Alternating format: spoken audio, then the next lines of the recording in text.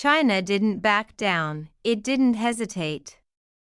In the face of America's bold actions, it didn't need to make a spectacle of itself.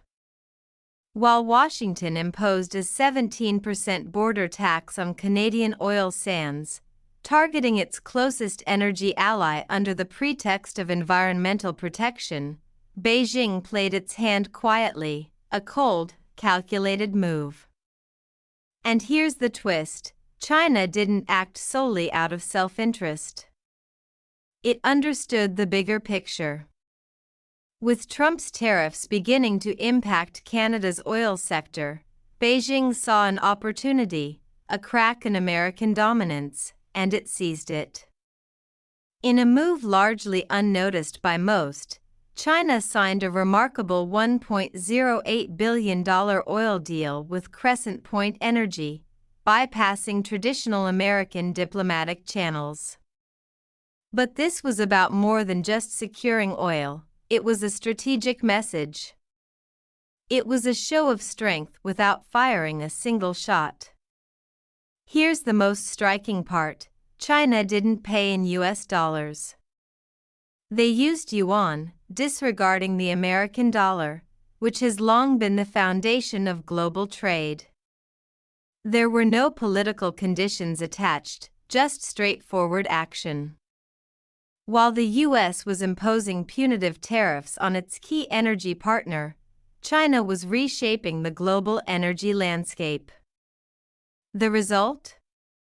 The largest Chinese-Canadian energy deal since 2016.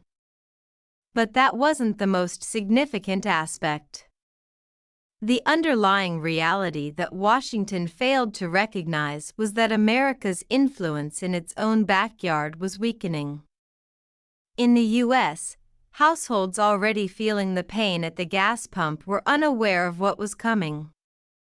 The seemingly harmless border tax wasn't just an attack on Canada, it was a signal to China that the U.S. might be overextending itself.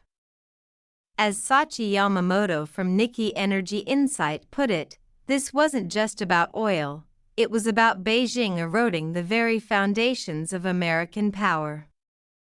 Canada, caught in the vice of a 22% tariff on Alberta crude, wasn't just opening pipelines, it was opening new geopolitical fault lines. So the real question isn't whether China is leveraging its power, it's about who's next. If Canada has already crossed that line, what happens when Japan steps in? Japan, a key American ally in Asia, had been watching closely, and it was making its own moves.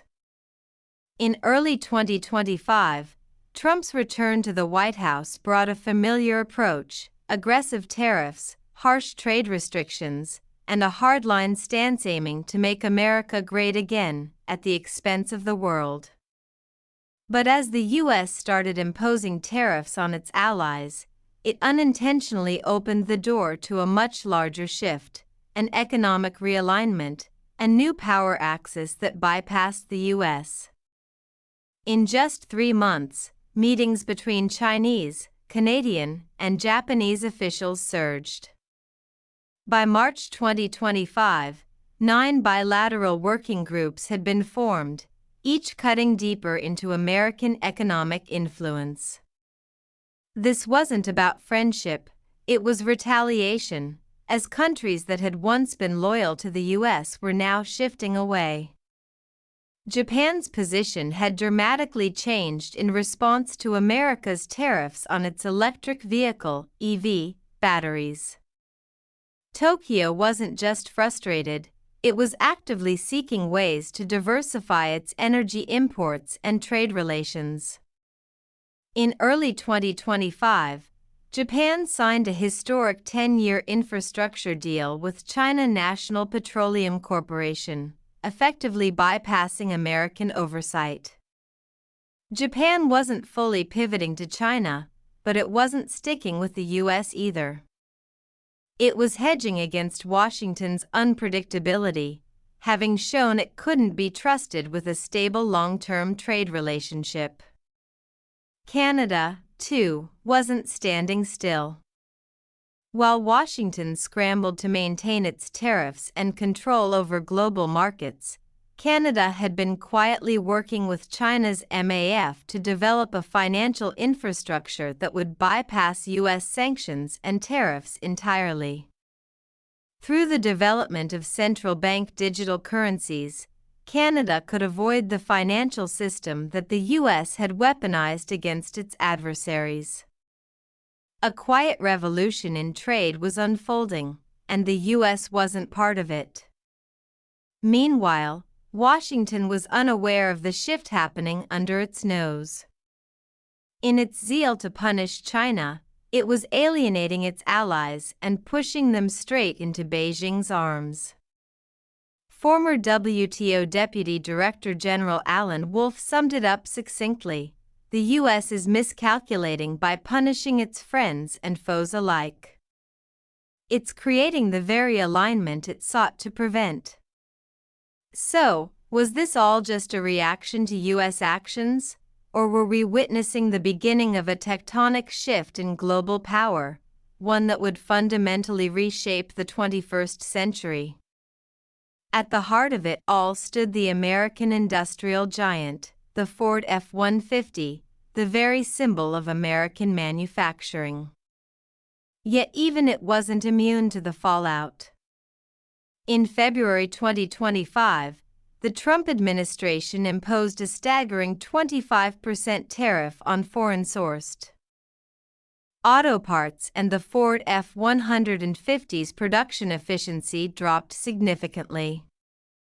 Once regarded as the backbone of American manufacturing, the truck found itself caught in the middle of an unintended trade war. Ford's Dearborn plant saw a 32% decrease in efficiency. The reason? Key components, such as Japanese semiconductors and Chinese wiring harnesses, could no longer reach American shores. Ford's hybrid model, once viewed as essential for the company's future, faced delays at ports, hindered by new tariffs. Meanwhile, consumers experienced the consequences, with prices for the F-150 rising by 47%. It was a tough blow for American families already grappling with inflation. This issue wasn't just about a truck, it was emblematic of a nation unraveling, one trade decision at a time. But the effects of the trade war were not limited to car buyers. The agriculture sector also felt the impact. U.S. ranchers were hit when China canceled $520 million in beef contracts. Officially, it was due to quality violations, but it was widely seen as a retaliatory move following the U.S. doubling export licensing fees on agricultural tech to China. Beijing, playing its own economic game, cut off U.S. beef supply and increased beef orders from Brazil and Russia. Russia seized the opportunity, signing a $430 million contract to export beef to China, bypassing the U.S. dollar by utilizing a currency swap agreement to transact in rubles and yuan. The message was clear: the U.S. was being sidelined, with Russia positioning itself to take the U.S.'s place in the market. Meanwhile, Japan was also making moves, accelerating its energy diversification efforts. By January 2025, Japan had already signed a 10-year LNG deal with China National Petroleum Corporation, bypassing U.S. oversight and signaling a shift away from American energy influence. Japan was seeking energy security but was also hedging against the unpredictability of U.S. foreign policy. The question then became, if Japan was pivoting away from the U.S., who would be next? The U.S.'s next move came in March 2022, when the Trump administration revived the idea of creating resource-secure zones across North America. This bold proposal aimed to purchase Greenland and consolidate control over Canada's critical mineral resources. While the official justification was securing lithium and rare earth elements, the geopolitical message was clear: this was a power grab. The reactions were swift and severe. Ottawa was blindsided, and Greenland's foreign minister called the proposal a territorial fantasy driven by extractive ambitions. Analysts at the Atlantic Council saw it for what it truly was: an attempt to block China from Arctic trade corridors and reassert U.S. dominance over North American supply chains. By the end of the first quarter of 2025, the true cost of these geopolitical moves began to show in the form of rising inflation. U.S. consumer prices surged by 6.4%, a crisis for American families. Walmart reported a 12% price increase on essential goods, and port delays had tripled. It wasn't just rising prices, it was shortages, frequent strikes, and small businesses folding. The U.S. was no longer winning the trade war, it was losing ground fast. The end of American global dominance was no longer a distant possibility, it was happening in real time. In just the first quarter of 2025, the yuan accounted for 4.8% of global trade settlements, double its share from just 2 years earlier. Meanwhile, the dollar's grip on global trade continued to slip, falling to 56.9%, its lowest point in 2 decades. Countries like Saudi Arabia, Brazil, and Thailand were conducting trade with China in local currencies, effectively cutting the U.S. out of the loop. The U.S. scrambled to respond, but its latest sanctions on China's AI sector triggered retaliatory moves that sent shockwaves through global supply chains. China's rare earth exports were cut by 32%, impacting U.S. tech industries. The U.S. wasn't losing its dominance in a single, catastrophic blow, it was slowly bleeding out due to overreach, fatigue, and a miscalculation of global forces that were more strategic and patient than Washington had anticipated. Countries like India, Indonesia, and Mexico were no longer aligning themselves with the U.S., they were positioning themselves around it, creating a new economic web that bypassed Washington. The question now was whether this marked the end of U.S. control or the beginning of the biggest financial quake the world had ever seen. Behind the scenes, a new set of financial tools, currency swaps, alternatives to SWIFT, AI-driven trade algorithms, was being developed. The next move wouldn't just be another tariff or sanctions package, it would be calculated, coded, and executed in real time. So, what happens when the next retaliation isn't a tariff but a system reset?